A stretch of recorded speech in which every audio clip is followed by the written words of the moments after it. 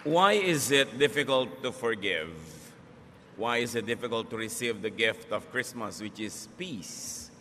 Yan po ang ating pag-aaral ngayon. Accept yourself and others. At kung ano ang kinalaman nito sa ating kapayapaan, because this is the way of Jesus. Dear God, thank you for who you are in our lives. Thank you for this extension of life today. And thank you for all the things that you've given us, not only to survive, but also to enjoy life. Patawarin niyo po kami sa mga kasalanan namin. Hugasan niyo po kami at gawing karapat-dapat dahil sa inyong paglilinis. Maging karapat-dapat kaming lumapit sa iyong harapan at mangahas humingi ng pagpapala. Wala kaming patago sa iyo, O Diyos. Tangi ang pag-ibig niyo ang aming pinangahawakan at ang mga pangako niyo na kami inyong bibigyan ng mga kailangan namin sa buhay. We hold on to your promises, O God, and we ask you to bless us right now. May your words be our medicine, our food, our light, our guidance, our inspiration. Enable us to see you, to hear you. Teach us to obey. Father, we thank you, asking you to bless even those people who are not with us right now. Bless them in your very special and personal way. And may your mercies abound, and as we grow in the knowledge of you, may we become more and more like your Son, Jesus. We thank you, we honor you. Sit on your throne of power and glory and dispense wisdom and blessings to your people. In the name of Jesus, your Son, our Lord, we pray. What is the gift of Jesus? The main gift of Jesus to us is peace. John 14:27, peace I leave with you, my peace I give you. I do not give to you as the world gives. Do not let your hearts be troubled, and do not be afraid. Ang centerpiece po ng mga katuruan ng Panginoong Jesus tungkol sa kapayapaan. If you're going to analyze a major theme of the Lord's messages, it's about peace. Kaya siya nagpagaling ng mga may sakit, kaya siya nagpalaya sa mga masasamang espiritu, kaya siya nagtuturo ng lahat ng magagandang asal ay para sa ating kapayapaan. He wants us to have a heart that is untroubled, unafraid, unruffled. But how can this happen? When the Lord was born, angels came down to earth and sang glorious songs. Luke 2:13-15. Suddenly a great company of the heavenly hosts appeared with the angel, praising God and saying, Glory to God in the highest heaven, and on earth peace to on whom His favor rests. Isang uri ng kapayapaan ang ibinibigay ng Diyos Ama sa langit sa pamamagitan ng Panginoong Jesus. But this peace is not for the whole world, not for everyone, but for select individuals. The gift of peace is sufficient for all, but not efficient for just anyone. Ito ay kasya sa lahat ng tao, pero hindi nagiging epektibo sa lahat. Kasi merong dapat gawin ng tao para tablan siya ng kapayapaan na ibinibigay ng Panginoon. And the way of Jesus to peace is to accept yourself and others. Gusto natin magkaroon ng kapayapaan na yan, gusto nating matahimik ang buhay, pero paano ba yun nangyayari? Dapat matutunan nating tanggapin ang ating mga sarili at ang ating kapwa. First, discover your wholeness and that of others. Isang malaking kasinungalingan, kulang ka, mali-mali ka, giba-giba ka, sira-sira ka. It's a lie when people are raised up to think that they are missing so many things in themselves, that they are damaged, and that they are nothing but a wreck. Genesis 1:27, so God created humans to be like Himself. He made men and women. So men are complete, women are complete, people are complete. They're whole, buo, hindi kulang. Essentially, hindi kailangang bawasan o dagdagan kasi napakaganda ng pagkakalikha ng Diyos sa tao.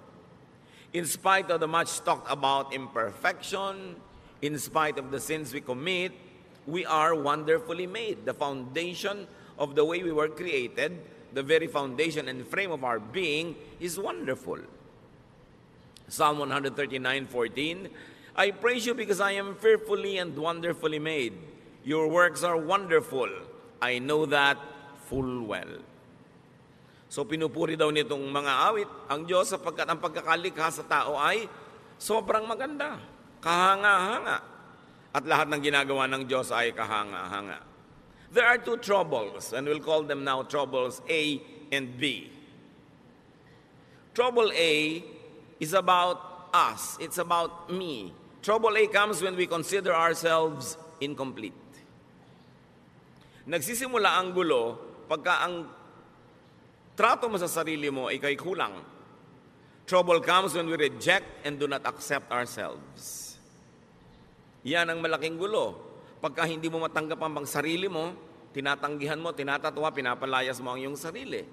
When you deny and reject your genes, your looks, your unique giftedness and talents and circumstance and reality, trouble begins. Pero laging ganyan ay tinuturo sa atin ng lipunan, maging ng relihiyon. Kulang ka, mali ka, marumi ka, sira-sira ka, giba-giba ka. While up to a point that might be true because of sin, but the very foundation and frame of the human being as created by God is wonderful. Trouble comes when we forcefully change ourselves to suit misapplied standards and oppressive expectations. When you're always made to conform. Nakikita ninyo kahit sa mga subjects sa schools, may mga subject na scientific, may mga subject na creative, may mga subject na physical tulad ng PE, may mga subject na naka-incline sa mga numbers, meron naman sa mga social skills. Iba-iba ang kakayahan ng tao, kaya merong iba yung may favorite subject, merong hindi nila masyadong favorite, merong mataas ang grade nila sa subject na yun, merong hindi dito. Bihira naman yung ang taas ang grade mo sa lahat. At yung mga taong matataas ang grade sa lahat, sa school, kadalasan sa practical life, doon naman sila medyo deficient. Sa love life ko minsan, saksakan ng talino sa school, pero pag dumating na sa pag-ibig, di ba? Parang walang alam. Kanya-kanya tayo ng specialties na ibinigay ng Diyos. At hindi mo dapat sinusukat ang sarili mo sa specialty ng iba. Hindi mo dapat kinukumpara ang sarili mo dahil lagi ka lang magiging kulang. Trouble comes when we depend on other people and other things to fill us up. Pag laging kulang ka ang iyong pagtingin sa buhay, ang mangyayari ngayon, sasandal ka at aasa ka lagi sa mga bagay at sa mga tao para ka laging maging kumpleto. At pagka lagi na ikaw ay naniwala na kulang ka talaga, wala kang kwenta, hindi ka karapat-dapat, what will you do all your life? To strive to be liked, to be accepted, to be praised, to be admired, to find your value in how other people measure you. Sa simula pa lang, it's headed for disaster. Kung nagsisimula ka pa lamang sa buhay mo, nang iniisip mo na agad, kailangan mo ng ganito, kailangan mo ng ganon, kailangan mo umasa kay kuya, kay ganito, kay ate. Dahil kulang at kulang ka, ano mangyayari? Lagi kang naiinggit, lagi kang maninibugo, lagi kang kulang. Sabi nga ni Shakespeare, desiring this man's art or that man's scope, with what I most enjoy, contented least. Lagi mong hinahangad yung talento ng iba, galing ng iba, yaman ng iba, at hindi mo makita yung mabuti tungkol sa iyong sarili. So ang lagi mo na lamang hinihingi sa mga tao, come into my life, change me, complete me, fill me, make me whole. At yan ang fantasy ng romance. When a girl is made to feel that she is nothing but a missing rib that has to be found. When a man is always to be made to feel that he has a missing rib that he has to find to complete him. As we have always emphasized, union in marriage makes you one with somebody in a partnership. But even before that partnership, even you don't have that partnership, you are one, you are whole, you are not one half. Yan ang fantasy ng romance and sometimes yan din ang fantasy ng religion. No? Nakalahati ka lang. No, nilikha ng Diyos ang tao buo. Kahit si Adan nilikha niyang buo. Sabi lang ni Lord, it's not good that he's alone. Bigyan ng kasama para mag-enjoy. Pero isa siyang taong buo. Hindi niya kailangang umasa sa ibang tao para sa kanyang pagiging buo. Anong nagiging bunga pagka tayo ay laging umaasa sa iba? Dependence. And dependence brings about addiction. Kaya yung mga taong emotionally weak, mai-in love sa isang tao? Siyempre, sa simula, maganda yung pag-iibigan. Pero kahit yung minahal niya, naging monster na, naging halimaw, inaabuso na siya, kinakawawa, binubugbog, hindi siya makaalis. Kasi addict na siya. Kailangan ko ang tao to feel me, para niya ako pasayahin. Kailangan ko siya lagi. At pag lagi mong kailangan ng tao, what does it lead to? Possessiveness. And of course, possessiveness is caused by jealousy. Or it brings about further jealousy. Kaya yung mga taong sobrang kailangan ng kapwa-tao, seloso. Huwag kang tumingin sa kanya. Huwag kang makikipag-usap doon. Sa akin lang, sa akin lang. Kasi pag nawala ka sa buhay ko, hindi ako mabubuhay. Isang malaking kasinungalingan. Pinanganak nga, wala yung taong yan eh. At kung yung kinahuhumalingan mo ngayon, na-meet mo nung 18 ka o 24, anong ginawa mo bago mo siya na-meet? Hindi ka buhay? Buhay ka nun. Mabubuhay ka before a romance, without a romance, or after a romance. Huwag kayo masyadong nagpapaulol sa mga fantasy ng mga Valentine's cards. No? Kaya ka nagiging dependent sa tao. And when you're always jealous, you become fearful. And because this person, no matter what he does or she does, cannot really give you what you want, because what you want does not exist. It's a fantasy. You will always have frustration. Kaya ang saya-saya nitong bride, blushing bride, marching down the aisle para ikasal. After 3 months, nagngangal-ngal na. Hindi niya maibigay sa akin ang aking pangangailangan. Yun, ang tingin mo sa tao mo, taga-fill sa iyong pangangailangan. Di ba? Magngangal-ngal ka sa harap ng lahat. Dahil hindi na-fill ang iyong expectation. It leads to a fruitless and endless search. And it leads to a symbolic hell or evil spirits in your life. Trouble B is about the other person. Remember yung trouble A, kulang ako, punuin mo ako, kailangan kita. Trouble B naman comes when we consider others, especially people close to us, as incomplete and substandard.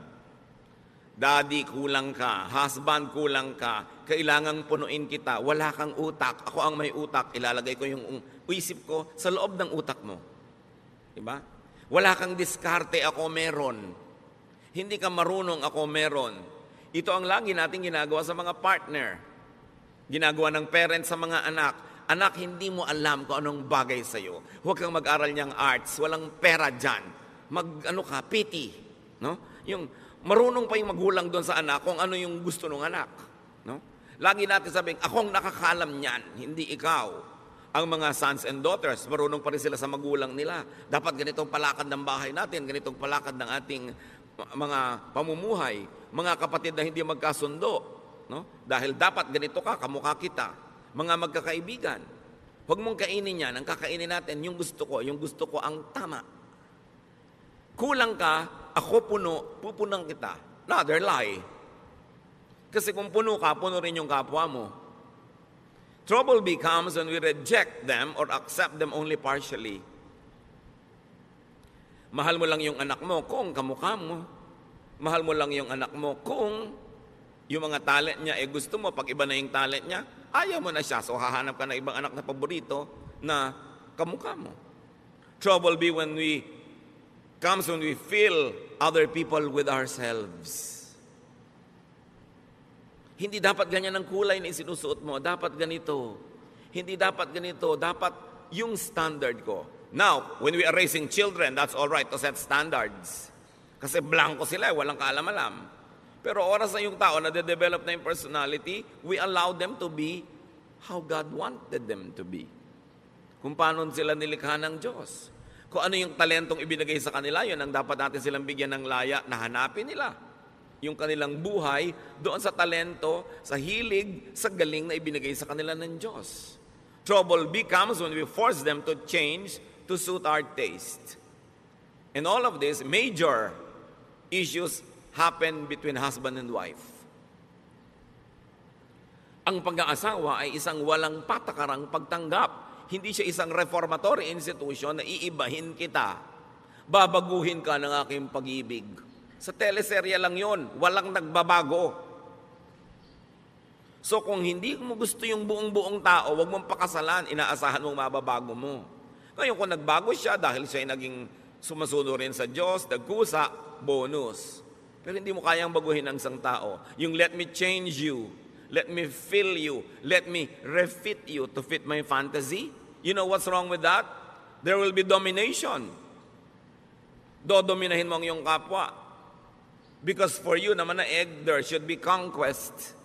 Therefore, there will be colonization. You colonize the other person's brain with your thoughts. Gusto mo mag-isip siya tulad mo. Gusto mo thoughtful siya sa ganitong bagay. Hindi niya kakalimutan ng ganitong bagay. Hindi siya maalalahanin. Although it's not an excuse, pero generally speaking, di ba, mas mahilig yung mga babaeng makaalala ng mga anniversary, mga birthday, pati sa iksi na mga relasyon ngayon, monthsary na lang eh. Kasi baka hindi na makaabot ng anniversary na isang taon. Weeksary, no? Baka mamaya may hoursary pa. So, mas particular talaga yung mga babaeng maalalahanin. Lagi na lang gusto maalala yan ni husband. Although, mag-effort naman yung mga husband maalala. Pero dapat mong tanggapin na iba ako, iba siya.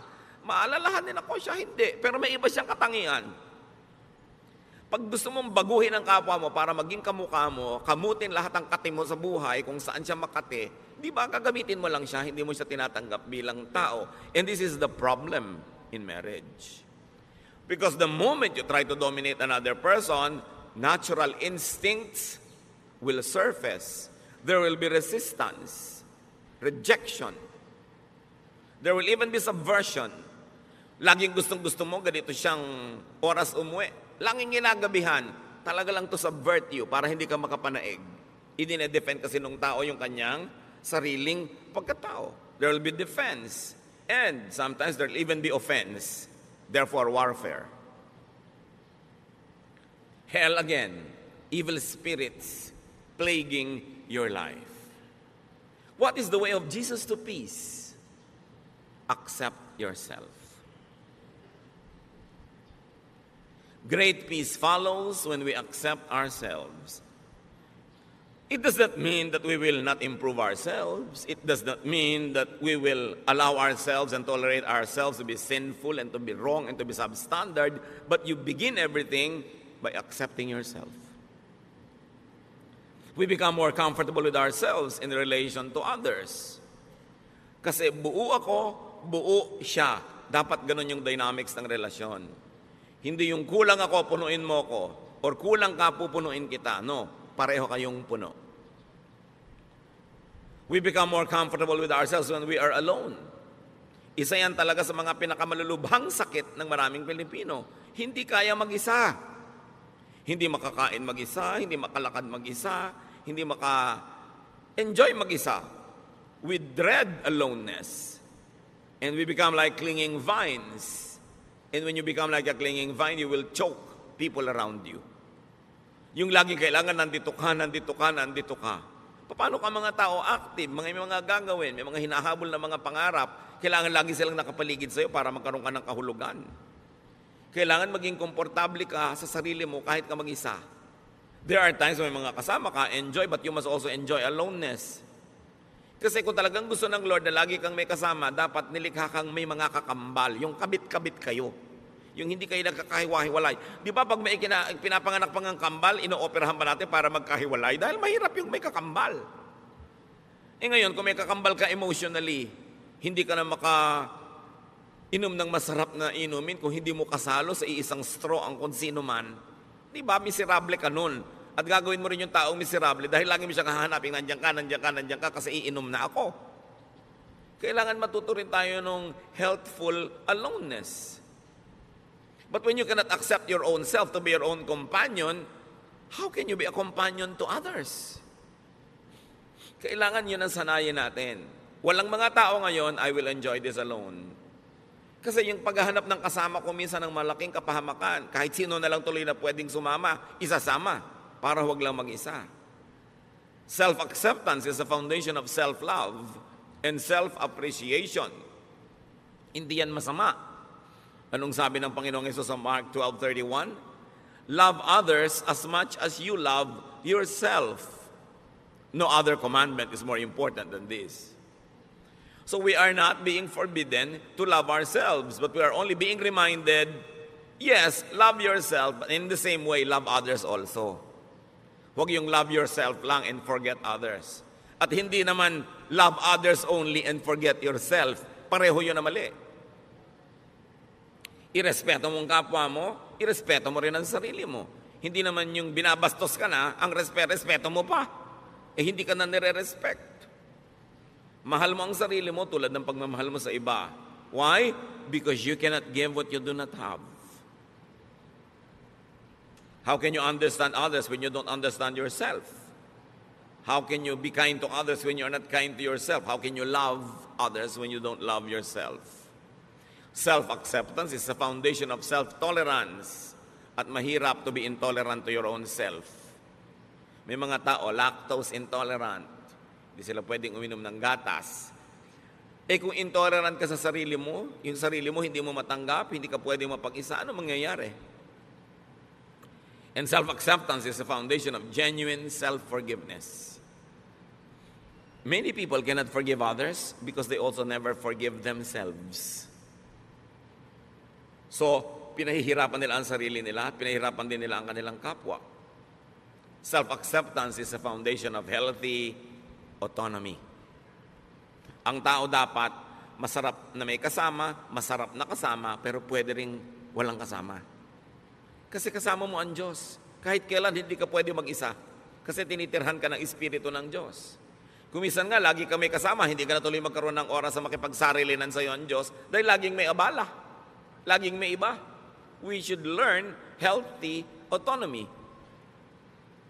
When we accept ourselves, when we realize our wholeness, we do not excessively depend on and attach to people and things. We socialize, we enter relationships for additional enjoyment, for mutual upliftment, not for dependence. Dapat papasok ka sa relasyon, makikipagnobyo ka, mag-aasawa ka, makikipagkaibigan ka, hindi para ka may sandalan at hindi rin para meron kang buhatin. Pareho kayong nakatayong mag-isa, nabubuhay, gumagawa ng paraan, naghahanap buhay, nag-aaliw sa sarili, nagpapasaya sa sarili, nagpo-produce sa mga bagay. Tapos, you share for enjoyment. You share for additional happiness and additional joy and pleasure. Pero hindi ka nakikipagrelasyon para ka sumandal o sandalan. Nagtutulungan kasi pampadagdag sa buhay. You are a whole, wonderful. You are an individual, an autonomous unit. Kita ninyo, bakit sabi nila marami daw ng mga Pilipino nag-i-enjoy ng close family ties? Bakit daw ang mga communities natin close ang ating mga relationship? Poverty forces us to be close. Siyempre, kailangan mo makisama sa kapitbahay mo dahil pagka nanganganak yung asawa mo sa madaling araw, makikisakay ka sa tricycle ni Mang Tomas. So pagka naglilinis si Mang Tomas, tutulungan mo siya. Ang ganda ng samahan nyo. Pero subukan mo, lahat kayo may kanya-kanyang tricycle. Ganun ka pa rin kaya ka nice? Nakikisama ka sa neighbor mo, nagpapadala ka ng ulam pag nagluto ka, para pag nagluto din siya, mapadalang ka. Pero kung lahat kayo bumabaha sa pagkain sa inyong mga kusina, will you still be that close? Close sa mga magkakamag-anak, magmano ka sa tiya, mangupo ka. Kasi makikitira ka sa kanya pag nag-aral ka ng college. Pero kung may kanya-kanya kayong bahay, ganun pa rin kaya ka nice? Dapat ganun pa rin nice or better. Doon mo lang malalaman na nice ka talaga. Kasi nice ka, hindi dahil lang umaasa ka o sasandal o may kailangan ka sa kanya. Kaya tingnan nyo nangyayari sa mga komunidad na yumayaman at umuunlad, nababawasan yung pakikipagkapit-bahayan, which is negative. Dapat hindi ganon. Kaya si Aling Junicia ayaw tumira sa Forbes Park. Ang tataas daw ng mga pader, wala daw kapitbahay. Siyempre kasi hindi mo naman kailangan ng neighbor mo, may kotse ka, kung may pangangailangan ka, may sarili kang gym, may sarili kang ganito, may mga katulong ka. You don't need to be nice to your neighbors. But poverty requires you to be nice. Poverty makes people stick to each other. Now, translate that to emotional poverty. When you're emotionally poor, you always want people around, you will cling because you need and you want help.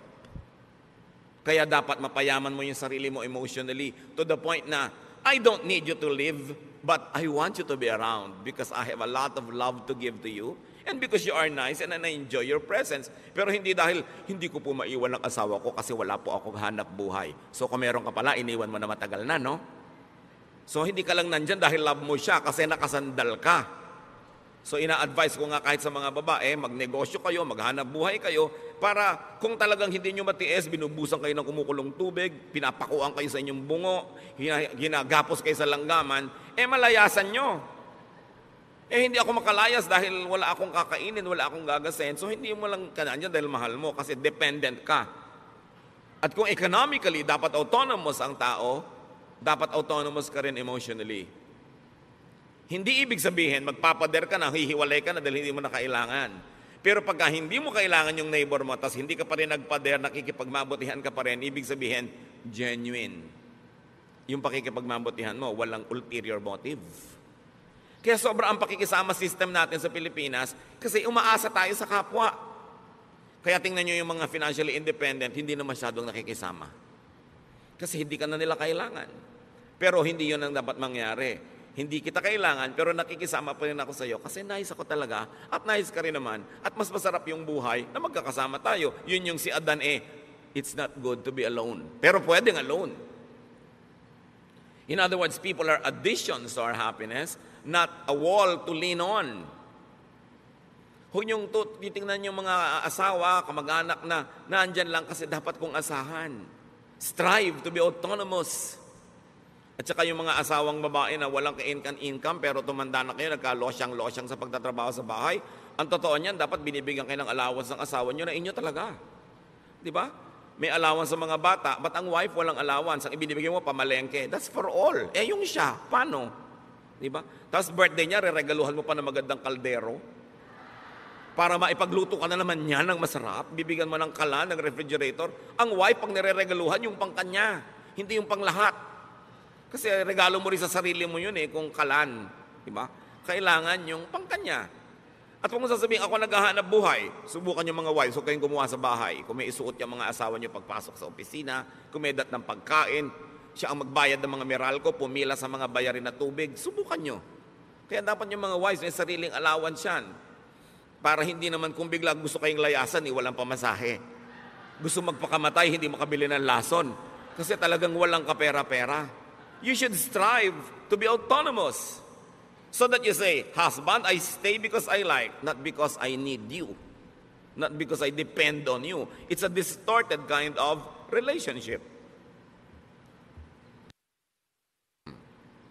So poverty reduces people. Emotional poverty also reduces people. Kaya dapat pinapaunlad mo yung buhay mo economically, pinapaunlad mo yung buhay mo emotionally, kaya mong tumayo sa sarili mong mga paa kasi nilikha ka ng Diyos buo. Tingnan niyo yung babae na nakapanayam ng Panginoon sa balon. Paborito kong karakter na to kasi yung buhay niya talagang tayo yun John 4:15-18.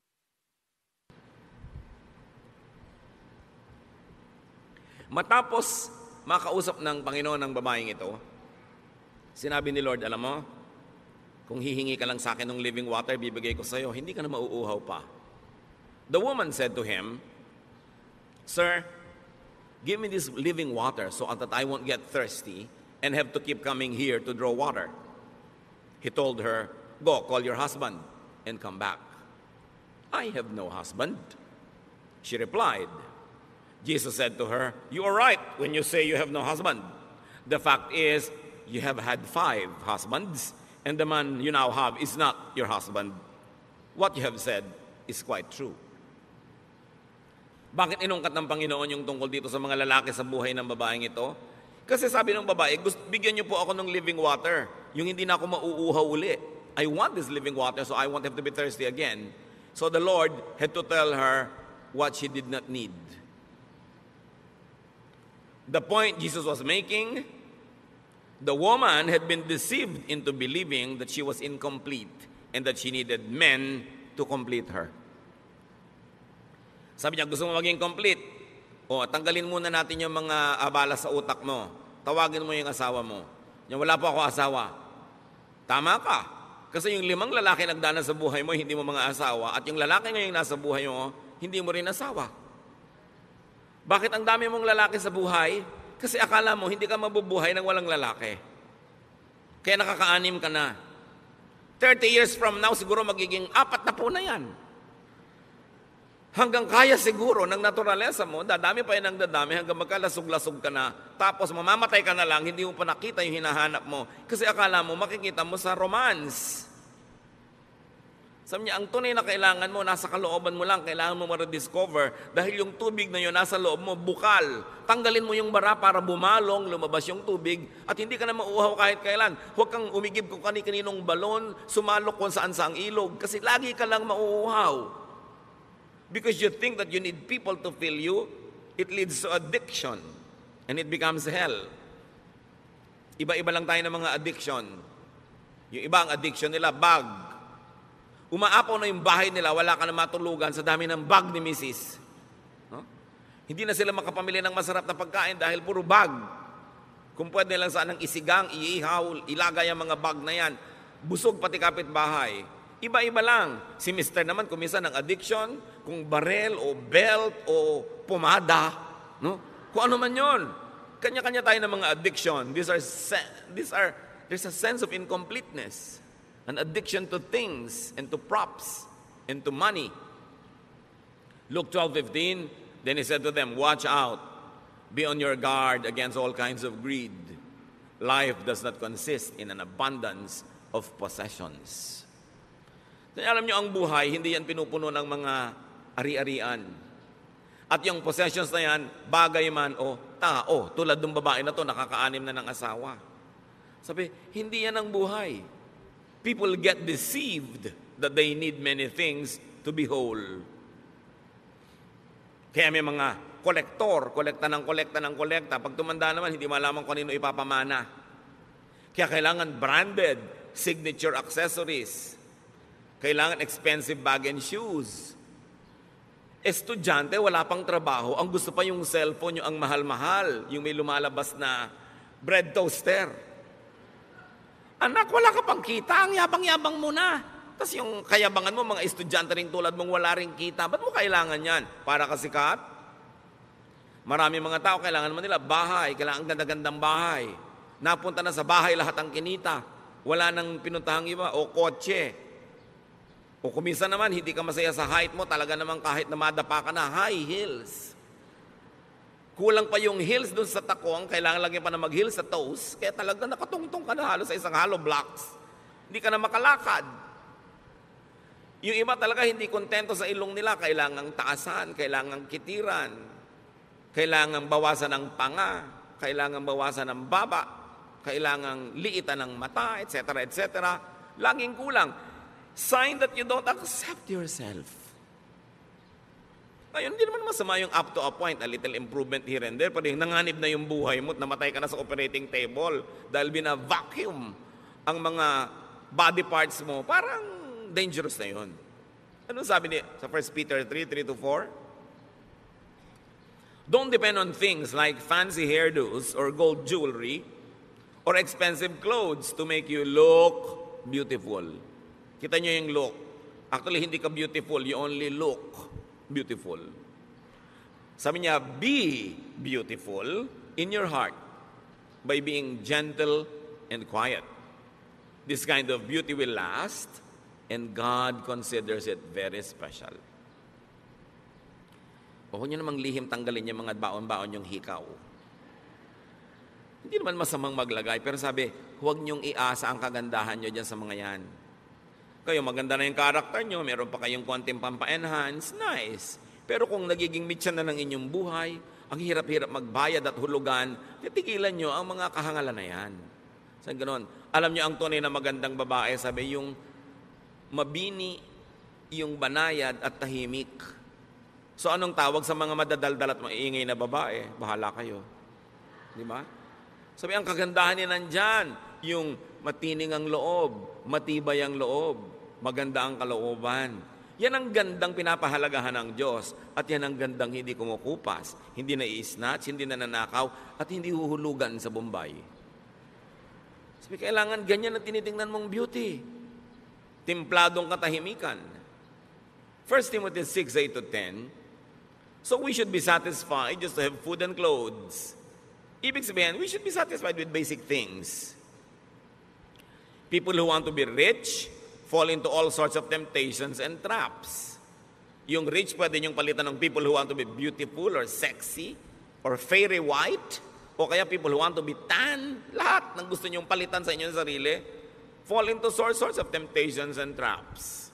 They are caught by foolish and harmful desires that drag them down and destroy them. The love of money, or you might say the love of other props, the love of cosmetic surgery, causes all kinds of trouble. Some people want money so much that they have given up their faith and caused themselves a lot of pain. Kung kailangan, tanggapin mo yung sarili mo. Kung may konti ka lang may improve na hindi sobrang magastos, hindi dangerous to your health at easy to maintain, pwede. Pero kung magiging pasanin mo sa buhay, yung sa dami ng operasyon mo sa mukha, tawang-tawa ka na, sabi mo pa. Kasi hindi ka makatawa dahil mapipilas yung pisngi mo, parang kawawa ka naman. Di ba? Yung hindi ka na makahinga dahil sobrang diliitan na yung butas ng ilong mo. Dati isang hinga mo lang, kahit 1 week na oxygen, nasa lungs mo na. Ngayon, hirap na hirap kang suminghap. Para ka ng bisugo na tinanggal sa tubig. Ang hirap naman nun. Diba? So dapat yung easy to maintain. Kung yung kung ano pinaglalalagay mo sa loob ng katawan mo, tapos pagka lumilindo, lumilipat-lipat kung saan-saan, nakakaiba-iba korte ng katawan mo. Tapos, wala namang maawa sa'yo. Ang totoo, halos walang maawa, although kawawa. Kasi alam nyo yung ibang madinaawa, inggit. Kasi naglagay ka, nadaig mo sila kahit sandali lang, kaya ikikriticize ka. Kung gumanda ka naman bigla na gano'n, pag-uusapan ka, hindi naman ganyan ang itsura niya. Tingnan mo yung litrato niya noong high school. Yung, ilalagay pa sa Facebook, yung litrato mo talaga noong high school. Bistong-bisto ka na parang airport tarmac talaga yung ilong mo noon. So, maawa sa sarili. You know? Do not make and do not allow people to think that they are incomplete and that they need you to be whole. So una, huwag mong papaniwalain ang sarili mo na kulang at kailangan mong iba para to be whole. Yung iba sobrang pinapamiserable na yung mga unmarried people, akala nila ang complete lang yung married. Paano yung unmarried? Kabyak? Kaputol? Kaya yung kabyak, dinedefine natin yung sa kasal, kabyak ng partnership. Hindi siya isang kabyak na tao. Buong tao siya, may asawa siya o wala.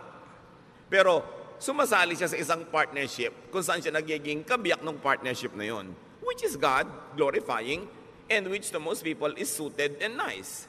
But not for all. So pagka pinressure nyo ang inyong sarili, mga kapatid, na laging punuin kayong sarili nyo dahil sa sinasabi ng mundo, sinasabi ng advertising, sinasabi ng mga kung sino-sino, this will pressure and tire you. Pagka rin meron kayong laging pinasandal sa sarili nyo, hindi na kayo makakapahinga. This will disempower them also. Kaya yung mga hindi makakain habang wala yung husband, bakit dala ba niya ang lalamunan mo? Diba? Yung ano yan blackmail para umuwi ka sa oras, which is good, nag-asawa ka rin lang, uwiin mo na maaga para sabay kayo, pero hindi naman yung talagang nakaabang doon at may kandila pa to make you feel guilty dahil wala ka pa. Paano kung talagang wala ka pa? May kailangan kang gawin. Minsan yan, mga blackmail na lang no? Minsan, ang sarap siyempre nung family, kumakain lagi sabay-sabay, very ideal, parang sine.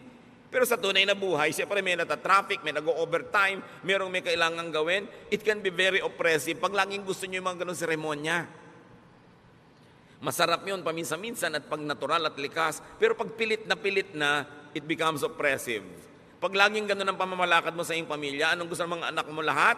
Makawala, mag-asawa ng maaga, tumakas, para lumaya. Kasi maraming opresyon.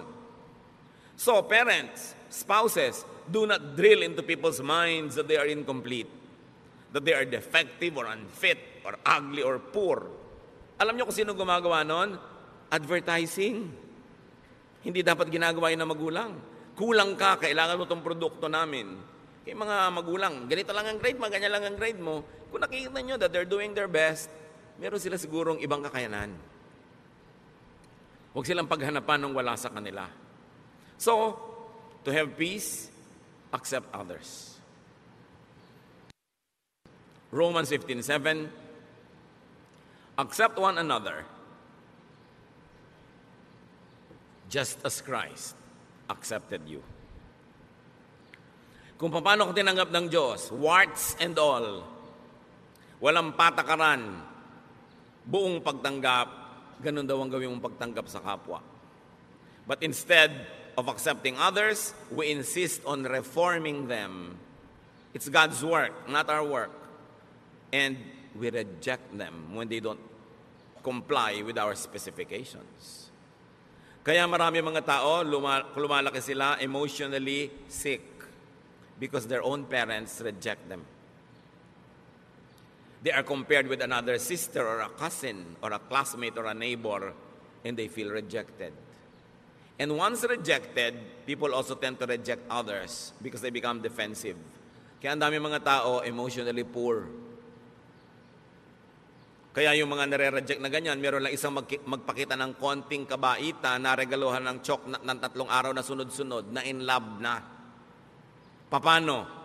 Uhaw na uhaw sa acceptance. Bakit yung maraming mga anak nahuhumaling sa mga kabarkada? Because they are accepted. Madalas naman kasi yung basis ng acceptance nila, mali, no? Kahit ano na lang, mas baliw ka nga, mas accepted ka, mas sikat ka. That's a wrong kind of acceptance. But nevertheless, what does it tell us? Our kids want to be accepted. Kaya ayaw umuwi. Gabi na, kung pwede na lamang na bukas na umuwi. At pag liwanag, gusto na lumipad at mawala. Maybe they don't feel accepted at home. Kasi gusto mo may anak ka na maiparada sa community, maipagyabang. Hindi mo tanggapin, mahalin, linangin yung anak mo kung ano man siya. 1 Corinthians 7:7, sabi ni Paul, I wish that all men were as I am. But each man has his own gift from God. One has this gift, another has that. Sabi niya, kung ako lang masusunod, gusto ko lahat kayo katulad ko Pero, di naman pwede yun. Bawat isa, may kani-kanyang tinanggap sa Diyos na kakayanan. At kung ang Diyos sa kanyang karunungan ay piniling ibigay sa iyo kakayanan A, therefore, wala sa iyo yung kakayanan B, sa iba naman yun ibibigay. Pero pag hinahanap mo yung B kay A, ang gulo ng mundo. The tendency is for us to want to make all others conform to our mold. Kaya marami mga asawa, iniiwan ng asawa nila kasi hindi nila tinatanggap yung asawa nila kung ano man yung asawa nila. Laging gusto nila maiba. Ganun siya Accept individual and personal differences. At kung hindi ka masaya sa talent ng anak mo, ng asawa mo, ng kapatid mo, accept the other ableness. Lahat ng tao may abilidad, may ability. Kailangan lang tanggapin mo kung ano yung kanya. Huwag mong pilitin na yung anak mong ayaw mag-dentistry ay maging dentist tulad mo. Nagmana siya siguro sa ibang lolo, sa dinami-dami ng lolo at lola sa inyong genetic pool, hindi naman laging sa'yo lang kukuha yan. Romans 14:1, accept him whose faith is weak without passing judgment on disputable matters. Here, sabi, accept religious differences. Accept spiritual differences. Not everybody is as mature as you. Not everybody has the same tendencies to apply a biblical verse the same way as you do. Sabi dito sa Romans 14:1, tanggapin ninyo yung pagkakaiba-iba maging sa inyong spiritualidad. Hindi pwedeng uniform. Kasi iba-iba nga ang tao, iba-iba ang fingerprint. Romans 12:10, love each other and honor others more than you do yourself. So, find, accept, celebrate, and honor the true, the good, and the beautiful, so to speak, in every person. Bakit hahanapin mo yung iba, yung wala? I-emphasize mo yung napapangitan ka, may maganda sa kanya. Acceptance of others is the foundation of love, of appreciation, tolerance, and even genuine forgiveness. And here we go to the heart of the matter. Yung iba nagtatanong, bakit po nag-forgive na ako pero may pain pa? Bakit nagpatawad na ako pero may hapdi, may kirot? You have not forgiven. Probably you have only stopped being hostile. You have stopped the war. Probably you went into a ceasefire, but you have not really forgiven. That's why there's still the pain. You are able to truly forgive only when you truly know and understand and accept the person. Yung hindi, sige, pinapatawad na kita, pero sa mo, siguro nasigawan niya ako kasi gutom siya noon. Kasi mataas ang blood sugar niya. Kasi may monthly period siya. O kasi luka-luka siya. Di ba? Kasi may lahi sila noon. Kasi genetically, ganito sila. Nung naintindihan mo siya, doon ka ngayon huhugot ng pagpapatawad. Pero pag hindi mo naintindihan at hindi mo tinanggap ang kalagayan niya, ceremonial lang yung patawad mo. It's only a cessation of hostilities. It is only a declaration of a ceasefire. But forgiveness, real forgiveness, has no more anger. Well, you can be cautious. Hindi naman ibig sabihin you forgave, you forgot to be cautious na. You might want to avoid being the victim again because you're cautious, but no ill feelings. Siguro iiwasan mo na maulit o mabigyan siya ng chance ulitin yon, pero wala ka ng hapdi kasi naunawa. Kaya maraming magulang, kahit ang tingin ng mga ibang tao sa anak nila kriminal, mahal pa rin nila. Hindi, ang bait-bait ng anak ko. Kasi pinapanganak pa lang yon, pinaglilihi pa lang, tinanggap na talaga nung ina ko yung buong pagkatao ng anak. Kaya pagka halimbawa, ang sungit-sungit ng anak, kasi alam niyo nung bata, nahulog yan sa duyan. Nahulog lang, naging ganyan. Galing sa 7th floor. Okay. So, naintindihan ko yung anak ko. So, intindihin nyo. Kaya hindi halos maubos ang pagpapatawad ng magulang sa anak kasi iniintindi. Kasi tinatanggap. So, kung may papatawarin kayo, huwag lang sabihin, sige, papatawarin na kita, tama na, tigil na. Unawain nyo yung buong dahilan kung ba't niya nagawa yung nagawa niya. At pag naunawa nyo yun, baka maawa pa kayo, mamahalin nyo pa. Ganun ang pagpapatawad ng Diyos. Dahil kilala tayo ng Diyos, alam niya yung genetic makeup natin, alam niya yung emotional and chemical situation ng buhay natin the moment that we run short of God's glory. That's why God understands, God forgives, and God loves. Kaya ang sabi, as God forgives you, you forgive one another. Para hindi yung nagpatawad ka kunwari, pero may dala ka pa rin dito, nakabaon. Pagka nakante, pagka na-provoke, lumalabas uli. Kasi hindi nang unawa. That is why many people forgive, yet remain angry. There is no acceptance of the other person. Therefore, no forgiveness. Therefore, no peace. Ang tunay na pagpapatawad nangyayari lang pagka tinanggap mo at doon ka lang nagkakaroon ng tunay na kapayapaan. How does that happen?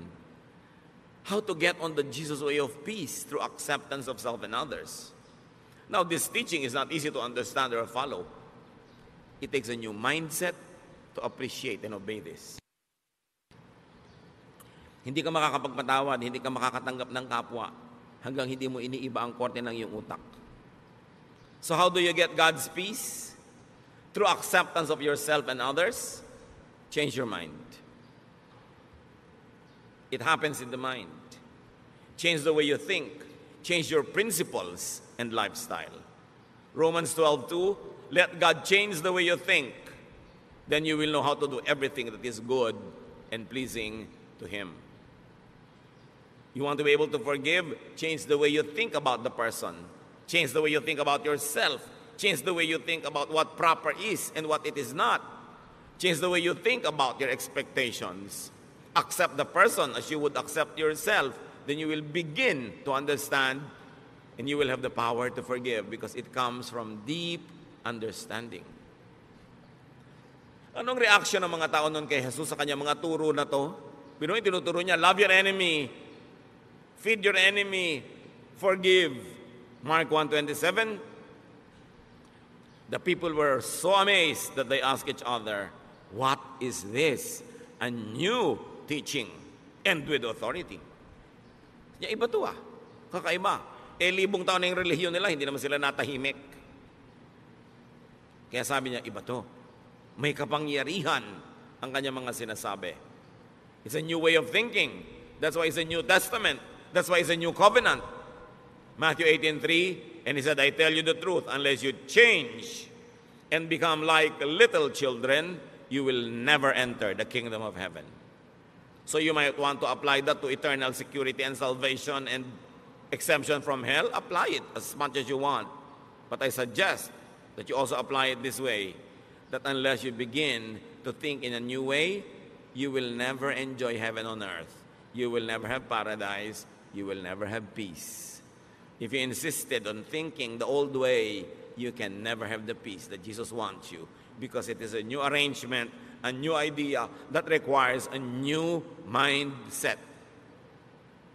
To have heaven, peace, contentment, rest, one has to be a child again. One has to restart from the beginning. One has to be reprogrammed. In a manner of speaking, one has to be born again. To rediscover, revive, and nourish God's reign in his or her heart. Kailangan madiscover mo uli yung sarili mo na, oo nga pala, doon sa kaloob-looban ko, ako'y isang buong tao. Nilikha sa wangis ng Diyos. Na ang Espiritu ng Diyos ay nananahan sa akin. Ba't kailangan kong humanap ng pag-ibig, ng pagmamahal, ng kasiyahan sa iba? Kailangan munang pumasok ako sa loob ko. I must travel into me, discover what God has placed there, nourish it, and let it sustain me. And when I'm already overflowing with love and kindness and goodness, because I've already known and accepted myself, and I know God is in me, then I will socialize with people, I will relate with people, because in that case, I will be full of kindness, not just full of wicked expectations. That I am full, and the other person is full, and I respect his fullness, and we're together to have a better life, because together we can make a beautiful world. But I will not intrude into and call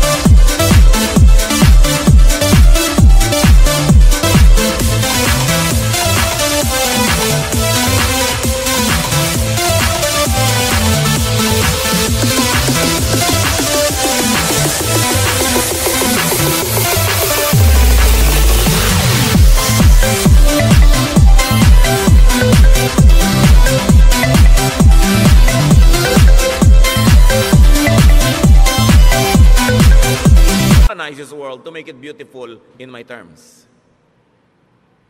Pagka ganun ang yung asal, people will love to have you around. And you will love to be around people. So change your mind unto peace and restfulness. Matthew 11:28-30. Sabi ni Lord, "Come to me, all of you who are weary and burdened, and I'll give you rest." Pagod na kayo? Pagod na ang puso nyo? Pagod na kayo magalit? Pagod na kayo magsikap magpatawad? Pagod na kayo na matahimik ang buhay nyo? Pagod na kayo sa paghahanap ng mga pangarap nyong pag naabot nyo ay biglang naglalahong parang bula? You're tired of chasing rainbows? You're tired of repairing all the broken toys in your life which never get fixed? Come to me. I'll give you rest. Learn from me.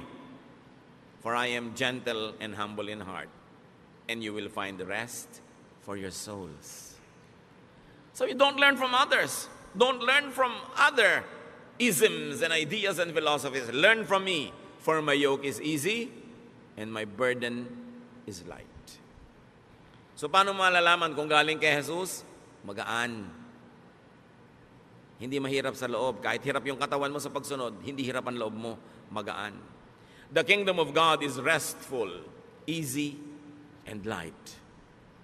So peace, restfulness equals heaven on earth. And it is in accepting yourself and others. Habang hindi mo tinatanggap ang anak mo, asawa mo, magulang mo, kapatid mo, lagi kayo magtutunggali. Lagi kayo magko-contest. Mag-uunahan kayo kung sinong masusunod, kung sinong mananalo, kung sinong mananaig. Stressful yan. Hindi ganyan ang buhay. When you accept yourself, you relax. You become less demanding and suffocating.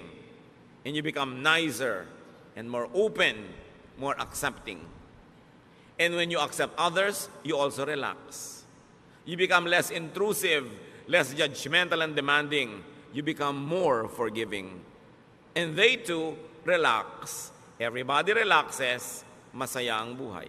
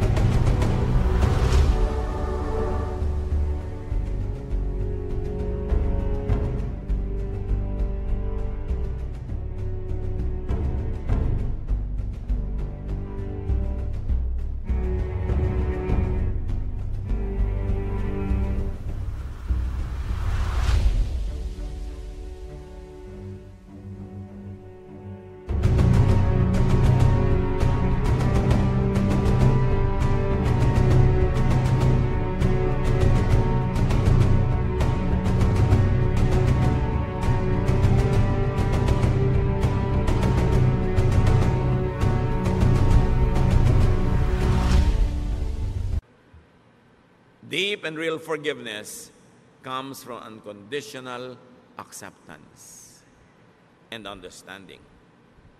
Change your mind, and this can happen. Kaya kami problema sa asawa mo, may iniisip ka, hindi yun ang natutupad. May iniisip din siya, hindi yun ang natutupad. So ba't di nyo nalang palitan ang iniisip nyo? Kasi hindi nyo naman kayang palitan yung asawa nyo. Hindi nyo naman kayang palitan ang pagkatao niya. Palitan nyo na lang yung iniisip nyo, hindi sasaya kayo. Kaya ang sabi ng anghel, peace on whom God's favor rests. Kaya sinabi natin kanina, peace is not for everyone. Peace is not for the whole world. Well, it is efficient for all, or sufficient for all rather. It is efficient only for those who would appropriate it, those who would accept it and live by it. Ang kapayapaan ay hindi para sa lahat. Ito'y para lang doon sa willing na baguhin ang kanilang pamamaraan ng pag-iisip, baguhin ang style nila sa buhay, tanggapin ang mga sarili nila and improve from there, tanggapin ang kapwa nila, hanapin kung ano yung totoo, maganda at kaibig-ibig sa kapwa, contribute goodness to others, but do not colonize their minds, then there will be peace on earth. Ano mga kapatid, ang hindi nyo matanggap tungkol sa sarili nyo, hanggang ngayon, tanggapin nyo na, huwag kayong tatayo dyan ang di nyo pa tinatanggap, kasi sayang naman ang pagod na lalamunan ko dito. Diba? Kailangan tanggapin nyo yan, kasi sayang din na magiging pagod yun noong araw, at patuloy pa magiging pagod nyo habang buhay, itinatago nyo yung kung anong totoo sa buhay nyo, ba't di kayo magpakatotoo? Diba? Yung, lalo kung may edad na, huwag na kayo masyadong magkapal ng foundation. Lagi nakahalata kasi pagtawa nyo, nagkakrak-krak dito. Para kayong moryones. Diba? Yung manipis na lang. Ganun talaga, tumatanda ang tao. Diba? Alangan namang tumanda ka, mukha ka manyika. Mapagkakamalang kang mangkukulam. Dahil ba't hindi tumatanda ang itsura mo, tanggapin nyo lahat yun. Accept the force of gravity. It rules us all. So, natural lang yun. Tanggapin nyo yan. Yung mga asawa nyo, tanggapin nyo talagang lumalaki na ang tiyan ni mister. Hindi ba? Pagka naman lumiliit yung tiyan niya, ninenervyos kayo, baka may nililigaw ang iba. Yung, tanggapin nyo yung anak nyo. What about you? Can't you accept? Accept it. Kasi yan kayo eh. Para kayo matahimik. Now, if you want to improve, improve. Now, accept everyone else around you. Gusto nila mag-improve? Pwede siguro kayo mag-suggest, magbigay ng konting mga clues how you might want to contribute to that growth, but don't impose. Huwag niyong pilitin. Bigyan niyo siya ng space niya, ng time niya, para hindi kayo layasan at layuan. Kasi ang tendency ng tao, pag kinocolonize natin yung brain nila, gusto nila lumayo. Kaya maraming maaga nag-aasawa. Walang kamalay-malay yung magulang, gusto lang pala talang takasan ng anak nila. Hindi lang maamin. Kasi nadodomina. Napipilipit sila, yung nawawalan sila ng pagkatao, ginagawa sila mga manyika. Ginagawa sila mga puppet. Kailangan palayain mo ang kapwa mo. Kahit mo siya pakain. Kahit mo siya dependent. Dahil lahat naman tayo, pakain lang ng Diyos. No? Talagang lahat naman ng mabubuting bagay sa Diyos din ang gagaling. So, dapat I volunteer to accept you. Hindi yung you must accept me. Baligtad yun, ha? Yung pagtanggap sa kapwa, bino-volunteer mo yun, but you don't demand to be accepted. Dahil pag i-demand mo, ide-demand din niya, magkakagulo uli ang mundo. That has to be volunteered. And what is important, tanggapin natin ang mga katotohanan, baguhin yung mga pwedeng mabago, improve nyo, hindi yung pwedeng ma-improve, pero yung talagang nandyan na, live with it and learn to be happy with it. And also with your loved ones. Ama namin sa Diyos, sa langit, aming Diyos. Salamat po dahil tinatanggap nyo kami. Salamat dahil nilikha nyo kami na wonderful. Not to our credit, but to yours. Salamat nyo likha nyo kami, Lord, na great. Because you're a great God and we are in your image. Therefore, there must be greatness in us. Turuan mo kaming mahanap yun, ma-celebrate yun, at tulungan mo rin kaming mahanap yun sa kapwa namin, at ma-celebrate din namin yun. Magbulay-bulay tayo mga kapatid sa mga personal application ng ating mga pinag-aralan. At sa ilang sandali, take your time. Pag-isipan, ano nga bang mga dapat ko talagang tanggapin? At yung mga pwede kong baguhin para baguhin, di mabago. Don't demand others to change. Pray for them, inspire them, and they should change on their own as God enables them. Dear Lord, speak to us, enlighten us. Let's be alone with the Lord, some silence, and rise from your seat later on, freed from all of this needless oppression, so that we can enjoy life and we can be enjoyable companions to others.